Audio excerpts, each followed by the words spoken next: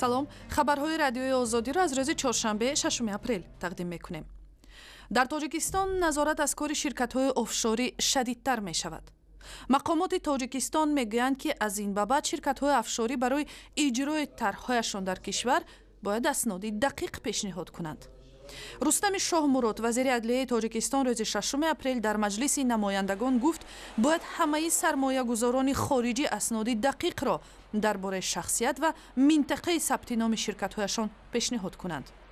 омодагии тоҷикистон барои шадидтар кардани назорати сармоягузорони хориҷии офшорӣ дар ҳолест, ки мавзӯи фошкориҳои пулҳои захирашудаи бархи раҳбарони давлатҳо дар минтақаи офшори давлати Панама аз пурбаҳстарин гузоришҳои таҳқиқоти журналистии чандрӯзи охир шудааст.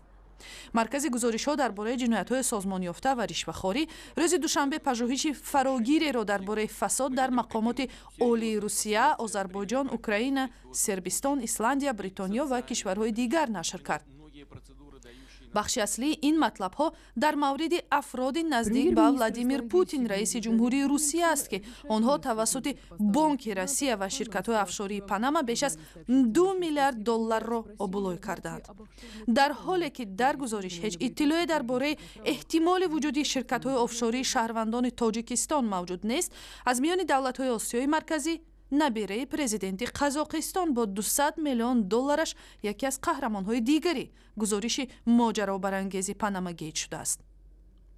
дар ҳоле ки як қатор кишварҳо аз ҷумла Украина, Бритониё ва дигарҳо ба таҳқиқи иттиҳомоти фасод шурӯъ карданд, нахуствазири Исландия Сигмунdur Дэвид Гунлейгсон, як қаҳрамони дигари пажӯҳиши журналистӣ, ба истеъфо меравад.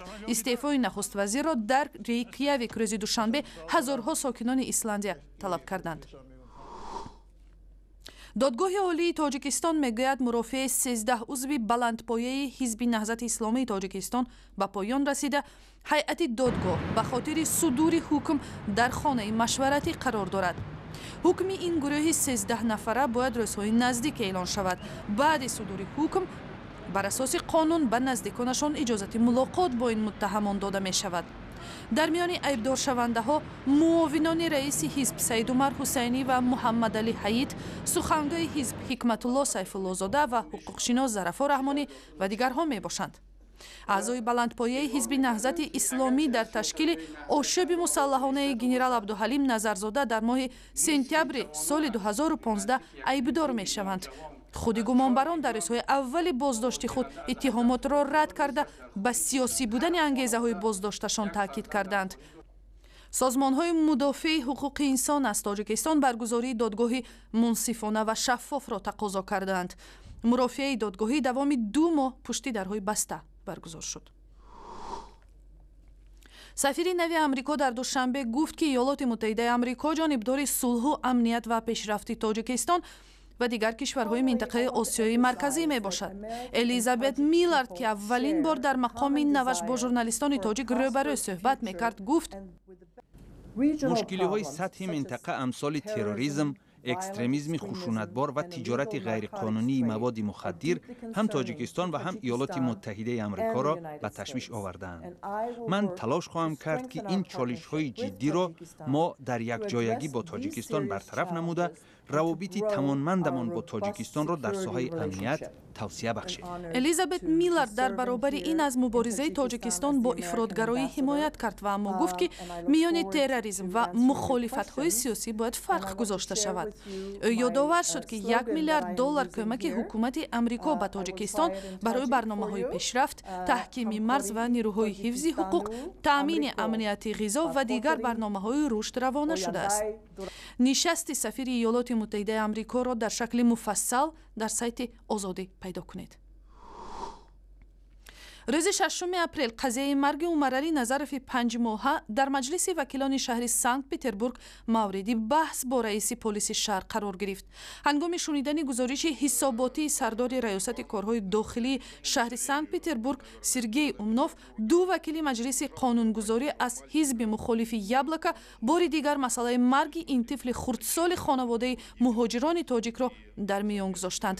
Максим Резник аз ҳизби Яблока марги Умаралӣ Назаровро бадбахтии ҳамаи мо номид ва то ба ҳол ба ҷавобгарӣ кашида нашудани мақомоти полиси Петербургро зери суол бурд. Сергей Умнов аз рафтори кормандонаш ҳимоят кард, ҳарчанд гуфт дили кас месӯзад ки ин кӯдак ҳалок шуд. Вай гуфт агар маъмури полис ҳамон шаб Умаралӣ Назаровро ба бемористон намефиристод, ҳоло ҷояш зиндон буд.